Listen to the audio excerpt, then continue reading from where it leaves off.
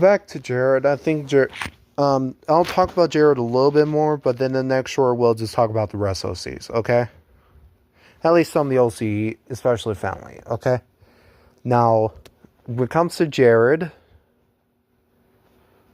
he is and at the current moment, either he's 71 or 70, whatever age I said he was. He is a teacher at the pretty much a moment where he educates kids on like accepting others. He also educates them on. He is actually a math teacher, believe it or not, which is surprising. I think most people would just assume he would end up being like a history teacher or a science teacher. But no, I chose him to be a math teacher because I figured a lot of people don't like math teachers. How do we make a math teacher interesting? Oh yeah, give them a good lore and make them likable and stuff. I know some people are trying to figure out why I said that. Because I'm honest with you guys. And I know most YouTubers who make OCs like this, even in Gacha Club community, would usually not mention a lot about their OCs. I figured to break that tradition by being the one to start mentioning their OCs back lore. I used to be one of those like traditional Gacha Club YouTubers where we don't mention much about lore, but rather just make it something. So yeah.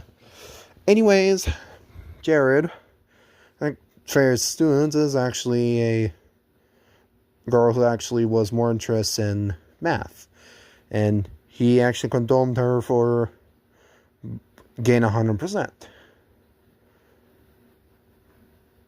In fact, that he ordered pizza for everybody in the class that she happens to be in, and since he knew that none of his students got C's or D's and F's, he figured to make it fair to just order pizza for everybody that day.